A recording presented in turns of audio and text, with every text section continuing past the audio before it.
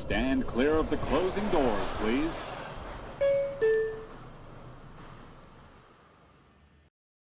And what is up, you guys? The breaking news here tonight. The Mets have signed reliever, former Yankee, former closer, of course, for the Milwaukee Brewers, Devin Williams, to a 3-year, $45 million deal.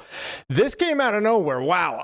I really didn't think the Mets would venture into the reliever market before getting things done with Edwin Diaz first. So I have a lot of thoughts on what it might mean for the Mets and reuniting with Diaz. But at the moment, you got to be really happy with the deal that the Mets just got done. They just added one of the top-end relievers in baseball to the back of their bullpen, a guy that, yes, definitely struggled with the Yankees last season. There's no doubt about it, but turned it back around toward the later half of the season for sure. And I think that if you ask most Yankee fans, they would say that they would have brought Devin Williams back despite all the bad things and bad names that they might have called him in the first half of 2025. But Williams really did start to turn things around during his tenure with the Yankees. And now he is going to be crossing towns just like Juan Soto did last season and joining the Orange and Blue. So we're going to get into it. I'm going to give you my thoughts. I want to hear from you guys as well. What's going on, guys? Tony Metro, you know the drill. Daily Mets content here on the channel. Hit that subscribe button if you're not already to hear all about the Mets moves this entire winter. We just dropped a video earlier today about Kyle Schwarber and his potential impact on the Mets' pursuit of bringing Pete Alonso back. Sorry, I got Monday Night Football watching the Giants getting their teeth kicked in right now. And of course, anything else that happens here all throughout the winter, leave this video a like. Really appreciate that as well. Let's go to the chat. Jimmy James C, what is up, my man? How you doing? Good to hear from you, Jimmy. I hope that you had a great Thanksgiving with your friends and family, and hopefully healthy and happy holidays upcoming as well. Armand, always on top of it. What's up, Armand? How are you, man? He says, per Anthony DeComo, Mets are still interested in re-signing Edwin Diaz even after coming to terms with Devin Williams. Williams is open to pitching in a setup role. Well, that is very good news, I have to say, because I was concerned, like I said at the outset of this stream, that hey, I thought Edwin Diaz would be priority number one in the bullpen for the Mets, that they had to bring Edwin Diaz back. And I've said that all offseason. You guys have heard me say it ad nauseum to this point. But I've also said they should go out and get a legitimate setup man as well, because there have been few and far between guys that have been able to lead to a sturdy bridge into the ninth inning during Edwin Diaz's Mets tenure. You've had Reed Garrett. You've tried it with multiple different guys. Yuri's Familia in 2019, even to a degree.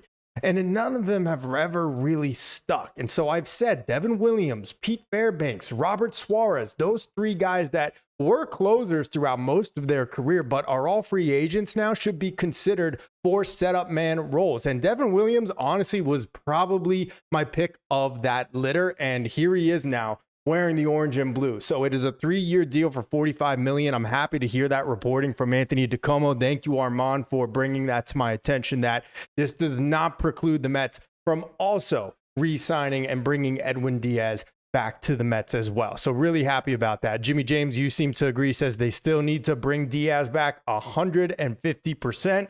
This is a nice little backup plan. Hopefully they don't have to deploy plan B. Hopefully this is the case where Devin Williams is going to be setting up for Edwin Diaz in a perfect world. But at the very least, the Mets may have given themselves maybe just a little tiny bit of leverage in their negotiations with Diaz. Probably not, because let's be honest, Edwin Diaz, one of, if not the best closers in baseball. The guy could go pretty much anywhere that he wants, and I think any interested team is going to pay up, and I hope it is the Mets. But it is nice to know that if the S hits the fan, as we say, the Mets do have a guy with legitimate closing experience, despite a little bit of a shaky 2025 with the Yankees here. So Armand coming in with more news. Per Pass and Devin Williams' deal with the Mets is 3 years with no opt-outs or options per source. And per Heyman, yeah, he had a really weird tweet. So I'm actually just going to share my screen here with you guys right now, because that Heyman tweet was hilarious, as Armand was just referring to. Take a look at this. This is the deal according to John Heyman, who I believe broke the news on this. Devin Williams' Mets deal: $45 million for 3 years, $5 million per deferred for 11/20.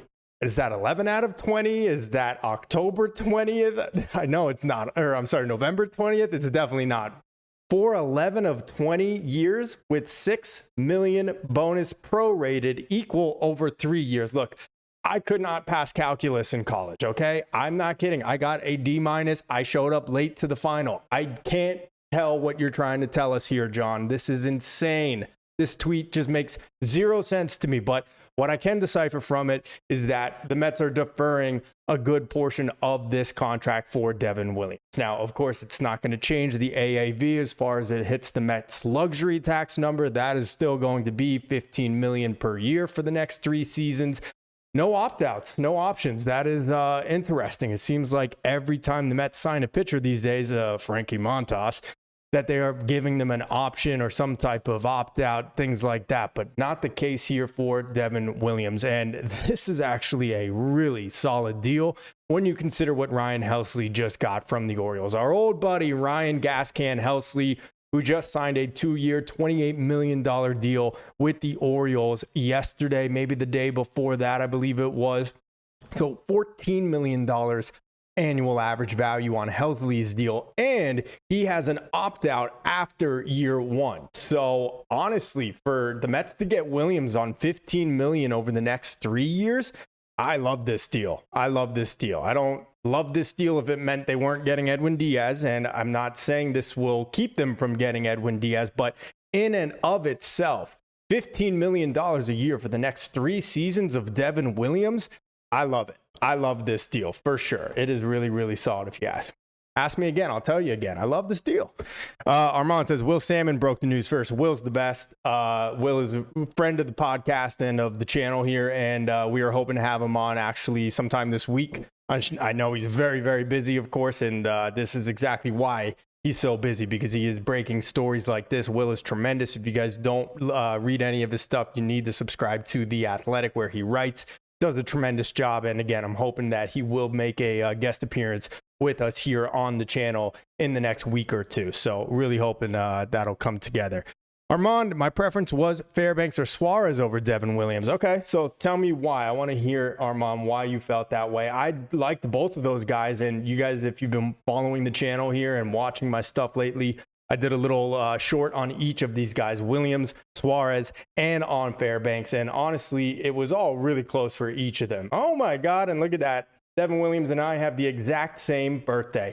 Same to the year and everything. How about that? Devin Williams, my new favorite Met. It's automatic. What are you going to do, right? So look, let's look at the numbers. 2025 we know was not great. A 4.79 earned run average over 67 appearances. He does finish with 18 saves, and overall, it was just a total outlier from the rest of his career. Career numbers, a 2.45 ERA, over 308 appearances, including 86 saves. We know the majority of that coming with the Brewers. So his best season was probably in 2024 when Pete got the best of him in Game 3 of that wild card series. 1.25 earned run average, and had a 1.4 wins above replacement. Only actually pitched in 21 2/3 innings that season, so it wasn't a complete year for him. Only actually appeared in 22 games, like I said. The year before that, though, in 2023, part of back-to-back All-Star seasons in 2022 and in 23, he had a 1.53 earned run average and a 2.6 WAR. That's thanks to striking out 87 batters over how many innings? 58 2/3 innings pitched. So this is a guy, obviously, David Stearns is very familiar with from their time in Milwaukee. I don't believe that Williams was acquired in a trade prior to debuting. I do believe he came up through the Milwaukee system. So obviously, David Stearns is very familiar with him. I'm not saying that has anything to do with why the Mets decided to sign him or not, but it's obviously a little bit of familiarity, a little bit of comfort maybe for Williams, who's trying to now basically have a bounce back year at this point. But honestly, the second half was a lot better for Williams in his Yankees debut, and now lone season, it appears, with the New York Yankees. So let's actually go through it and to the 2025 splits for him. But guys, sound off in the chat. What do you guys think? Are you happy with this move? Are you not happy with this move? And how do you think it impacts the Mets' pursuit of bringing Edwin Diaz back? Like Armand commented, Anthony DeComo reporting that this does not preclude the Mets from still trying to get Edwin Diaz, and Devin Williams has said that he is open to a setup role in the Mets bullpen. So everybody seems on board. Just sounds like they need to get the right numbers on a piece of paper in front of Edwin Diaz, and they may have a lockdown 1-2 punch if everything comes together properly. So here are the second half splits for Devin Williams.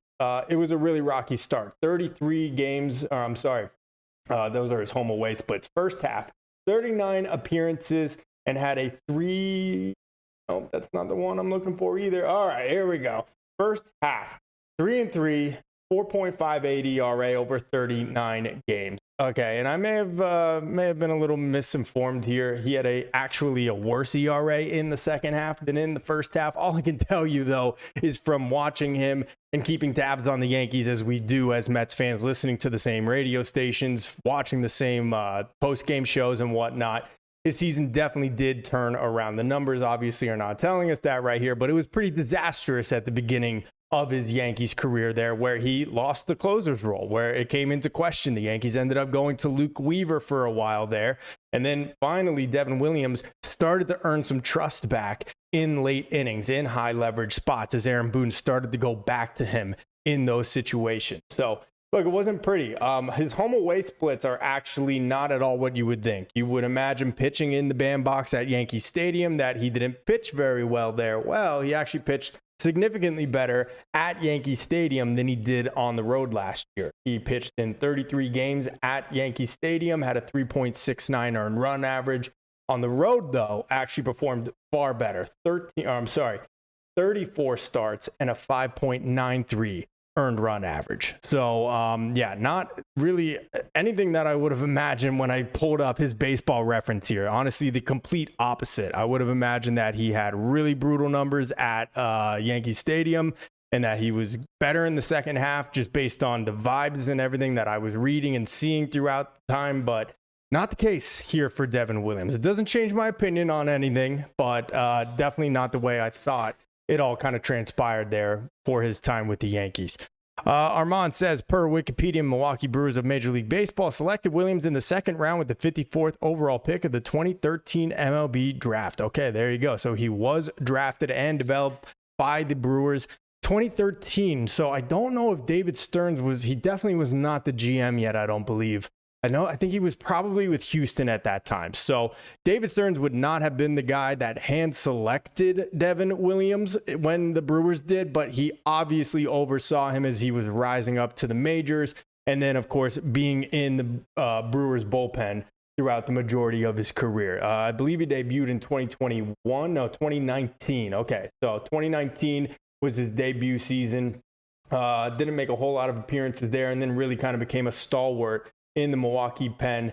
22 appearances in 2020, obviously the shortened season, so appeared in nearly half of their games that year. And then in 2021 is really when he kind of stepped it up. Don't know if he had the closer's role at that point. It doesn't look like it because he only had 3 saves. They kind of eased him into it, I believe. But 22, 23, his back-to-back all-star seasons where, I mean, look at that. Had a combined, I guess you would split the difference there, a 1.75 earned run average, somewhere in that area. Not bad at all. Jimmy James, I don't see why they can't put Clay Holmes back in the reliever role. He was pretty good, but would only give 5 innings each outing. Well, I think it's a little bit of recency bias because he was giving them a bit more length in the first half. And then even toward the final month or so of the season, month and a half, Holmes did give us a couple of starts where he worked into the 6th, even completed the 6th. Obviously, the one hitter through 8 innings on the second to the last game of the season. So they seem set in stone with Clay Holmes being a part of this rotation, barring a trade, barring any type of significant addition to the rotation. And I do believe that there will be. I think Clay Holmes is locked in as the number 3 or number 4 in the Mets rotation. And I'm not saying you're wrong, Jimmy James. I said it throughout this regular season that he should have been put to the bullpen, that it would have benefited both sides of the coin, both the rotation because he wasn't delivering and both the bullpen because it was struggling so mightily. But I think it's a clean slate. I think that the experiment, if you want to call it that, with Holmes as a starter last year has to be deemed a success. And he signed for another season. So I don't see them moving Holmes out of the rotation and into the bullpen. And honestly, I'm okay with it as long as we are talking about there being a frontline starter atop this group, atop McLean. It's got to be a guy like Tatsuya Imai. It's got to be, if Scooble is even an opportunity, or Freddie Peralta, speaking of the Brewers. It's got to be one of those things. So we will see what happens in that. Per Pat Ragazzo, according to Armand here, the Mets are still in on Edwin Diaz after signing Devin Williams. Well, we love to hear that. So let's just go to my homepage, which is, of course, littered with a bunch of Mets reporters and news. So yeah, Will Salmon broke it. As you said, Armand, reliever Devin Williams and the Mets are in agreement on a 3-year deal. League sources tell The Athletic. All right, so we know that much. I think he's got pretty decent numbers. I think he's, got the chops to pitch in New York, despite obviously not having a very good season with the Yankees this past year. Again, I think he really did start to turn a corner and look more comfortable, but no, I don't hate this at all. Jake Brown, who's a good creator as well, says he doesn't like it. He thinks that they are going to be definitely out now on Diaz. Well, not according to all the reporters that are in the know. So I don't think that we have to worry about that. King One Supreme, got to keep Diaz at all costs. I agree 100%, man. 100%. And I think pretty much every Mets fan feels that way. Diaz was the best closer in baseball this year, outside maybe Johan Duran, and even that, I think it's a toss-up. I could go either way with them, and the Mets have to do everything in their power to keep Edwin Diaz. Now, we know that Edwin wants a contract similar to the record-breaking deal that the Mets signed him to in 2022, or following the 2022 season. I don't know if he's going to get that, but we have heard the Dodgers might be front runners. We have heard that they are extremely interested in him. And we know, of course, the Dodgers are the most aggressive team in baseball. If they want someone, they can have him. So who knows if that's someone that the Mets have to worry about, obviously. But I really am with you there, King Supreme. The Mets have to do whatever they can to keep Edwin Diaz in the orange and blue. This is a nice deal. But again, I said this on my videos throughout the past month or so when I covered all the free agent relievers. These guys are nice, but not in replacement, not in lieu of Edwin Diaz. These guys are nice to set up for Edwin Diaz. If you can have Diaz coming in the 9th after Devin Williams pitching the 8th or the 7th, we have got a really, really nice formula working there in the back end of the bullpen. And I'm just glad to see that the Mets are being active on the market pretty early. Obviously, we know the trade of Brandon Nimmo kind of put a lot of things in motion, and now there's another hole that the Mets need to address. You guys can watch the video I just released yesterday where I think the Mets are going to make a big swing for either Kyle Tucker, Cody Bellinger, or maybe even a shocking trade for Fernando Tatis Jr. if the Padres are going to sell on him. But there are a lot of holes, a lot of, I'll call them issues that the Mets need to address coming off an epic collapse in 2025. And one of them was in the bullpen. And I'm just happy to see that the Mets are starting early and getting out ahead of themselves to try to fill as many of these gaps on the roster as they possibly can. So I like the deal a lot, even more so knowing that it sounds like it's not going to prevent them from going after Edwin Diaz still. What do you guys think? Let me know in the comment section. Leave this video a like if you guys have not already. Really appreciate it. Armand, I think Diaz is re-signed in the next 48 to 72 hours. Offered Diaz 4 years, $88 million. That's 22 average annual value a year. That is not a bad offer at all, Armand. I don't think you're far off. I think he wants to touch that $100 million mark. I don't know. I mean, this was essentially a 3-year deal because it had an opt-out after the 3rd season, right? So I think he just cashed in something like $22 million per season already for these last few years, but now he's getting guaranteed money in this proposal that you're making for Diaz.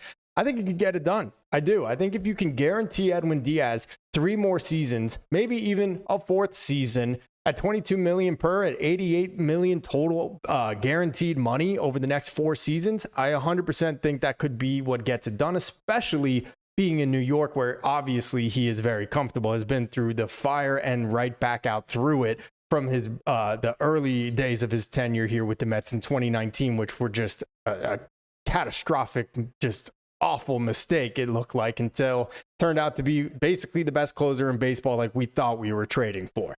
So, yeah, very, very interesting, and I think pretty solid offer from you there, Armand. He says, Tony, if this signing does not happen, when would have been your next live? I probably would have got to one this week. Yeah, I mean, as you've seen, guys, I've been pumping out a lot of videos, long-form videos, not just the shorts, so I've been trying to do 2 to 3 of those a week, and I was planning on doing another live stream maybe Wednesday of this week.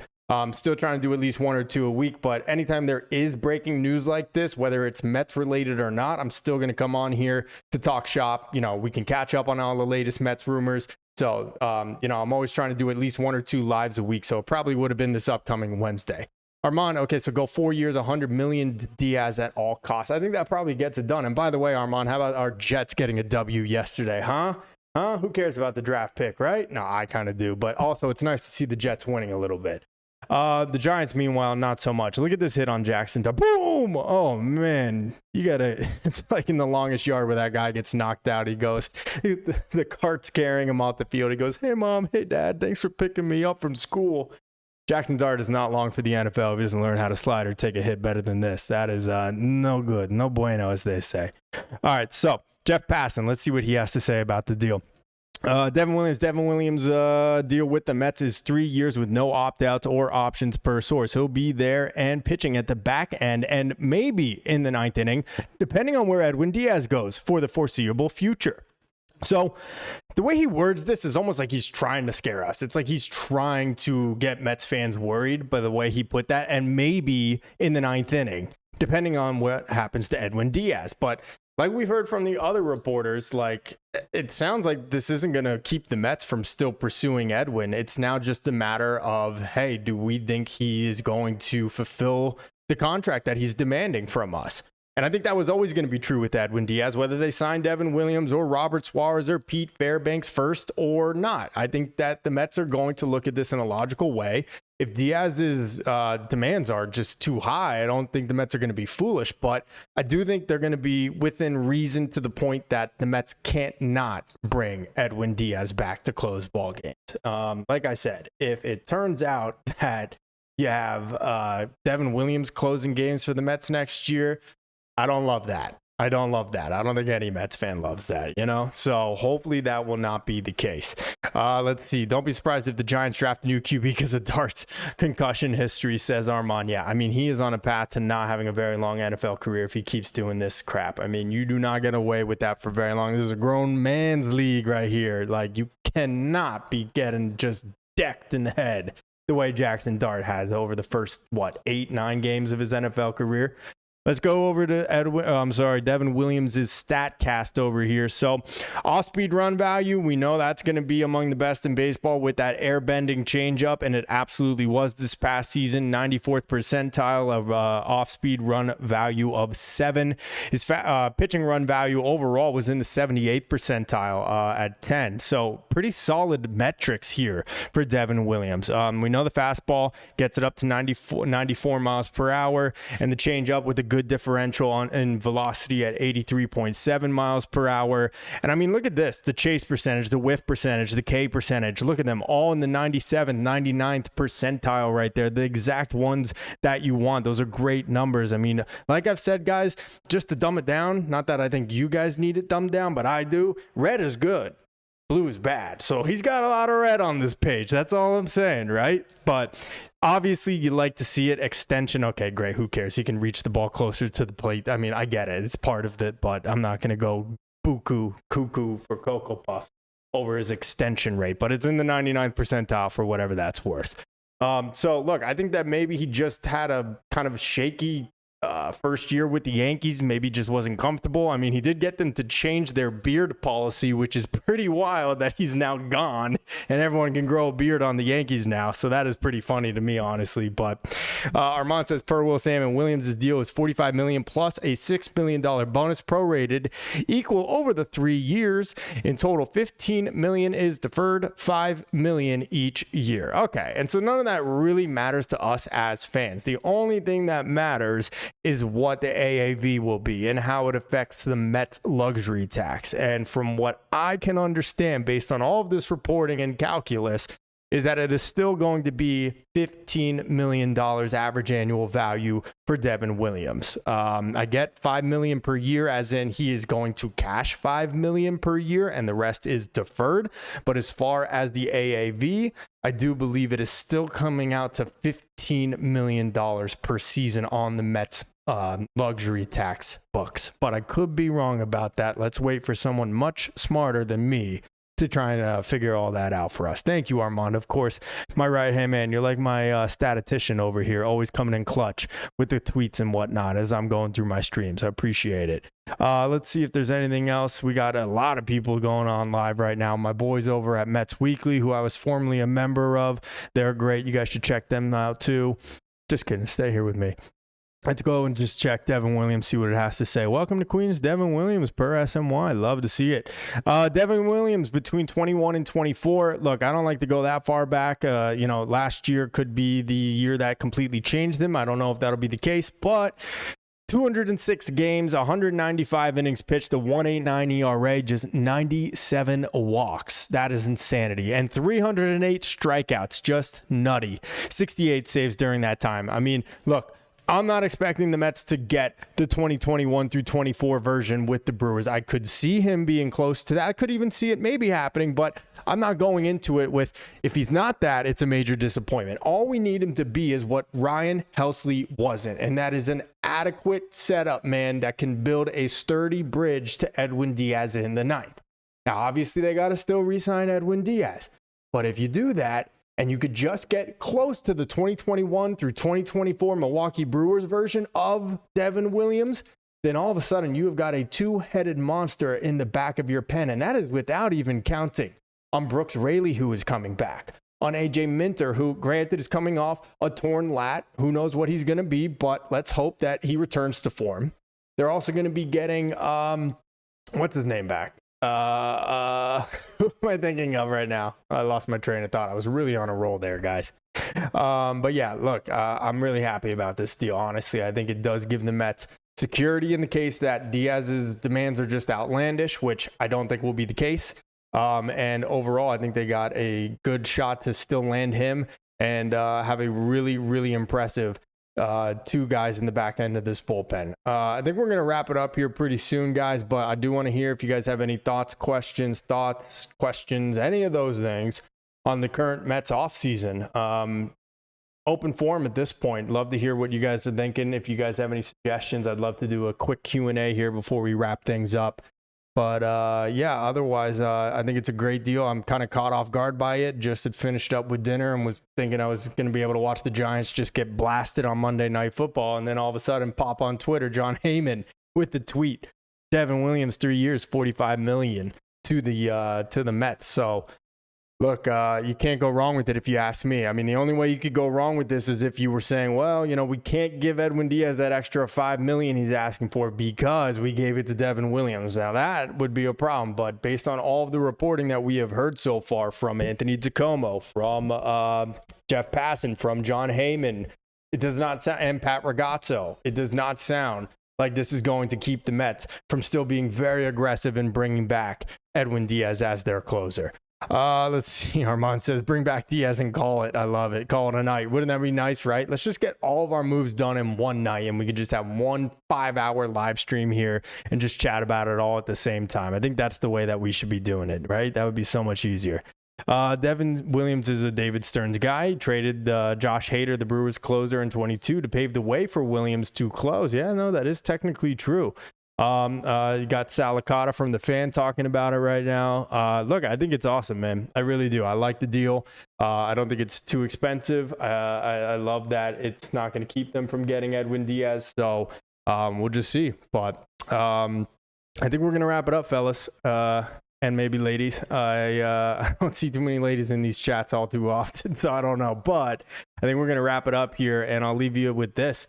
The Mets have got a lot of work to do. One of those jobs was to fix the bullpen, including getting Edwin Diaz back, and that job's not done yet. But at the very least, I think the Mets are trending in the right direction as far as making this bullpen more sure-handed, which we know was really just kind of a disaster toward the second half of last season. And I really do believe that getting Williams here is a huge part of fixing that and building that bridge to get to Diaz in the ninth inning. So hopefully that will be the case. Jimmy James says Williams and Diaz would be a nice 1-2 punch. I mean, really hard to beat if you get Edwin Diaz Devin Williams returning to his form from when he was with the Milwaukee Brewers. So hopefully the Yankees didn't leave any stank on him from this past season, right? I mean, I don't think that's the case, but hopefully not. Who knows? And hopefully the Mets are going to get that true to form airbender Devin Williams that we've known so much. Jimmy James, appreciate you, man. Thank you for tuning in. I'm peacing out here in a second as well. Good night to you guys. Thanks so much. If you guys are new to the channel, be sure to subscribe. Daily Mets content. Just put out a video on the Mets and Pete Alonso and Kyle Schwarber, the news about the Mets being in the mix on that. Go ahead and check that video out when I'm done here. And otherwise, we'll be seeing you real soon with another live stream. Again, anytime big news comes regarding the Mets or any other big free agent or trade in baseball this winter, this is your place and your source to chat it up. So that's going to do it for right now. But till next time, I'm Tony Metro. Stay true to the orange and blue.